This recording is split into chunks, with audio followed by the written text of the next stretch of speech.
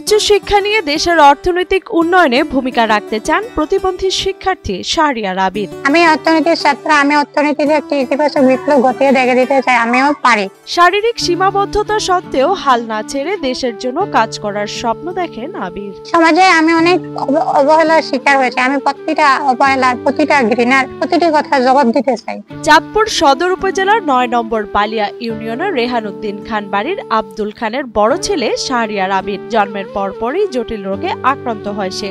অর্থের অভাবে হয়নি উন্নত চিকিৎসা, সেখান থেকে শুরু হয় তার শারীরিক প্রতিবন্ধকতা। আমি সবাইকে দেখিয়ে দিতে চাই আমি আসলে সমাজের বোঝা নেই, আমার এই প্রতিবন্ধকতাই আমার থামিয়ে রাখতে পারে না। অসহায় মা বাবা সন্তানের ভবিষ্যতের কথা ভেবে কোলে পিঠে করে নিয়ে যেতেন বিদ্যালয়ে। পরে শরীর বাঁকা অবস্থায় একাই স্কুলে যেতে হয়েছে আবিরকে, কিন্তু শত কষ্টের মাঝেও লেখাপড়ার হাল ছাড়েনি অদম্য এ প্রতিবন্ধী যুবক। তো আমি এতটুকু আসার পিছনে সব থেকে বড় অবদান রাখছে আমার মা বাবা। মা বাবা রিক্সা করে কোলে করে যেভাবে পারছে আমাকে শিক্ষাদান করছে।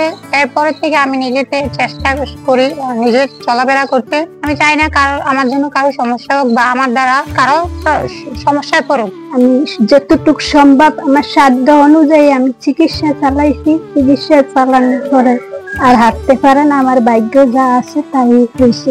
এদিকে ছেলে প্রতিবন্ধী হলেও স্বাবলম্বী হয়ে স্বজনদের উপহাসের প্রতিশোধের প্রহর গুনছেন অসহায় মা হাওয়া বেগম। তাই চান সরকার ও বিত্তবানদের সহযোগিতা। মনের আবেগ, আমার স্বপ্ন হইলে আমার ছেলে যে কখনো কারো কাছে ভিক্ষার হাত না বাড়ায়, আমার ছেলে যে একটা চাকরি বাকরি পায়, প্রশাসনের কাছে এটা আবেদন। আমি চাই আমি নিজের পায়ে দাঁড়াতে, আমি চাই আমার মা বাবার পাশে দাঁড়াতে এবং কি আমার দ্বারা যেন দুজন লোক স্বাবলম্বী বা আমার দ্বারা চলাফেরা করে দুজন লোক আমি চাই। বর্তমানে শহরে আত্মীয়র বাড়িতে থেকে লেখাপড়া করছেন আবির। চাঁদপুর সরকারি কলেজের অর্থনীতি বিভাগের অনার্স প্রথম বর্ষের ছাত্র সে। উচ্চশিক্ষা নিয়ে একদিন দেশের অর্থনীতিতে বিপ্লব ঘটাবে, এমনটাই প্রত্যাশা আবিরের মা হাওয়া বেগমের। আমার এই বাসাতে আমার ভাবি আনছে, ভাবির যে সুনামটা থাকে সরকারি কলেজে ভাবির যে হতে ভর্তি হইতে পারছে, যে আমার ছেলে একটা কর্ম পায়, আমার এটাই প্রশাসনের কাছে আমার এটাই আবেদন আর আল্লাহর কাছে এটাই তো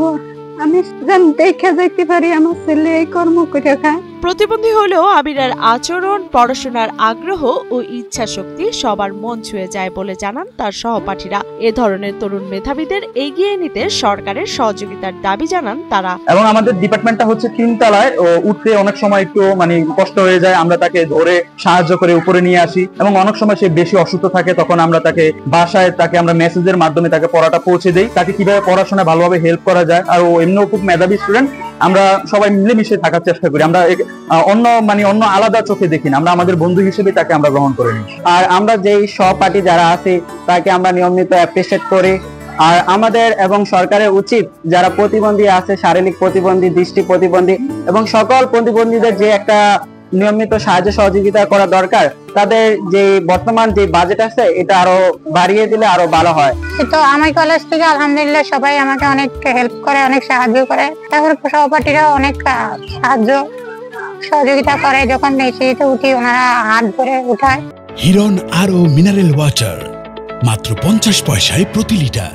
তবে আবির প্রতিবন্ধী হলেও লেখাপড়ার প্রবল ইচ্ছা শক্তিতে ভালো ফলাফল অর্জন করে দৃষ্টান্ত স্থাপন করবে বলে মনে করেন চাঁদপুর সরকারি কলেজের অর্থনীতি বিভাগের সহকারী অধ্যাপক মোহাম্মদ খোরশেদ আলম। অন্যান্যরা যেভাবে এগিয়ে যেতে চায় আমরা তাকে সেভাবেই উৎসাহিত করি এবং আমরা আশা করছি সে এই বিভাগ থেকে একটি ভালো ফলাফল করবে এবং ভবিষ্যতে আমাদের এই ডিপার্টমেন্টের জন্য সে উদাহরণ হিসেবে থাকবে আশা করছি ইনশাআল্লাহ। সমাজের তরুণ মেধাবী ও শিক্ষিত প্রতিবন্ধীদের স্বাবলম্বী করতে এগিয়ে আসবে সরকার, এমন প্রত্যাশা সচেতন মহলের। পাশাপাশি আবিরের মতো প্রতিবন্ধী শিক্ষার্থীরা যদি পায় যথাযথ সুযোগ ও সহায়তা, তবে তারা সমাজের বোঝা নয় বরং দেশের উন্নয়নের চালিকা শক্তি হতে পারে।